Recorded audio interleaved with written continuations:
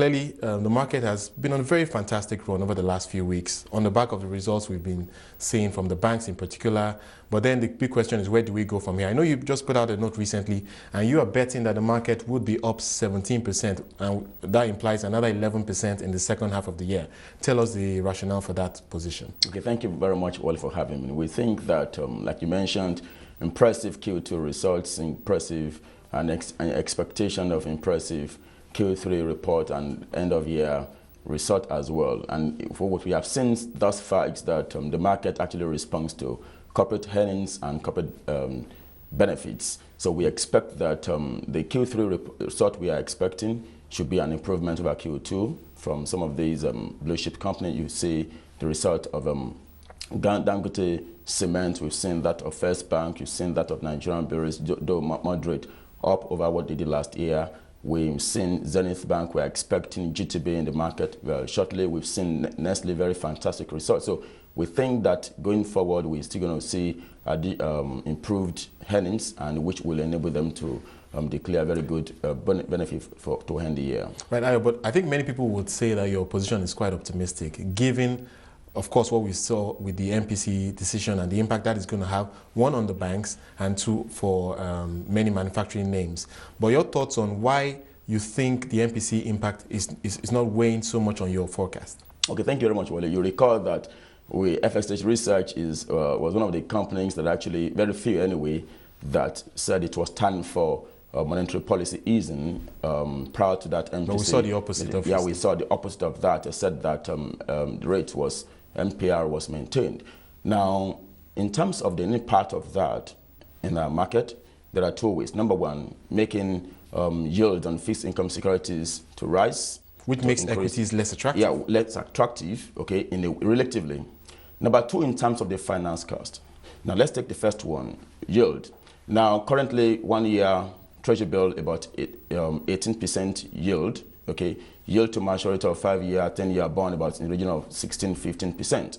But you look at the fact that First Bank at the current price about 12 naira, if it moves to 15 naira to end the year, if it declares that's what you are expecting, yeah, of course. If it declares 1 naira, so you combine those dividend and the dividend yield and the appreciation, so is quite higher than the risk-adjusted return on, the risk-adjusted return on that is quite higher than the risk-free rate that you have on fixed income securities. You see that one along to Dangote Cement as well.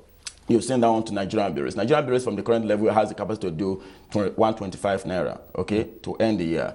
Very fantastic dividend, maybe 5 naira to end the year. So look at those, the combination of those two factors, we discovered that it will be higher than that. The expectation of that total return is going to outweigh the demand that will drive this market higher? Yeah, okay. I think so. But what about the finance cost? Of course, we're seeing a lot of companies coming under pressure there with higher lending rates. Yeah. Now, if you look at some of these companies, you got to think about Dangote Cement, think about even First Bank, think about Nigerian breweries. Some of these companies usually don't borrow at the rate at which the SMEs are borrowing in Nigeria. You see, we spoke with a particular finance director about a couple of weeks back, and he told us that his finance cost is about maybe 10–11%, even in the current high interest rate. So, yeah. And most of them at the moment are borrowing offshore. Right. At very low interest rates. We've seen Access Bank last week, about doing they're borrowing at 7%. Yeah, so and when they do that, they lend it to the market in this place. So it's actually the small and medium scale industries that are actually borrowing at very huge cost and the personal cost. If you want to go to a bank now to borrow to take a mortgage loan, you are going to get about 25%. So those are the areas where we are arguing for. But some of these companies, Nestle, for the past 3 years, has been borrowing, borrowing money from their parent company abroad and at a very low interest, effectively about 3.5%. But then you have an exchange rate risk. But you say that if these companies hedge those positions, the hedging cost combined with that interest rate is still far lower than what they are getting in Nigeria here. Okay, but you've clearly highlighted the exchange rate risk. And let's move on to that discussion. Your expectations for the Naira going forward. We've seen a little pressure even after we saw the move to reduce the net open positions for banks from 3% to 1%. And that was supposed to actually put less pressure on the Naira. But we've seen a bit of the opposite after the initial strengthening after that move. Your thoughts on where the Naira will go from here? Well, you are the press briefing after the last MPC meeting. I think you even had some questions from there. Well, in terms of the determinant of exchange rate in Nigeria, we have of the opinion that what determines is actually oil price and how production. Yes, production. Okay, we don't have control over oil price. We have control over the production, but even the quantity that we sell international market, we don't have control over because of the cartel that we belong to OPEC. Okay, right. Now, but temporarily, what the Central Bank is doing now is to ensure that there is stability in that foreign exchange rate. Okay, and that's why you see that they reduce the net open position for the foreign exchange from 3% to 1%. So they are bent on maintaining stable exchange rate. Okay, but if you leave that to the force of demand and supply, we think it may likely depreciate further. And again, 1 year exchange rate, looking at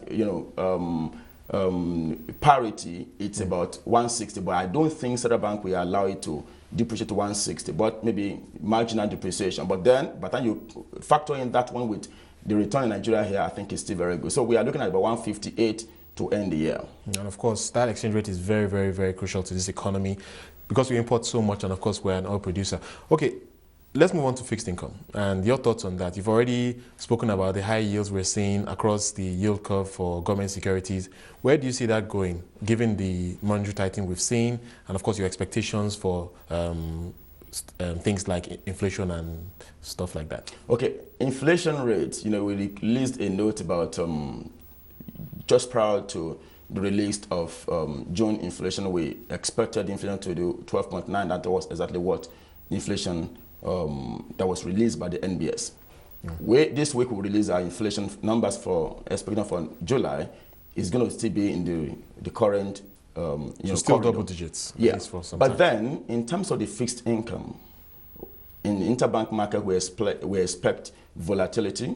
Okay, you recall that in Nigeria what we're saying is that when they release such allocation, the market may just been liquid for 1 or 2 days. But now, because of the fact that Central Bank is bent on tightening policies, it may not, the impact of that on the market may not be more than 2 days, okay? So we expect that rates will trend up to end the year.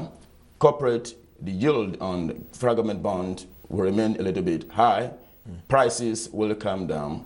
The new bond will attract higher corporate, coupon rate, while the reopening may take, higher marginal rate, but maybe around the current corridor as well, because of the fact that Central Bank too and federal government are conscious of the finance cost implication of this to their finances.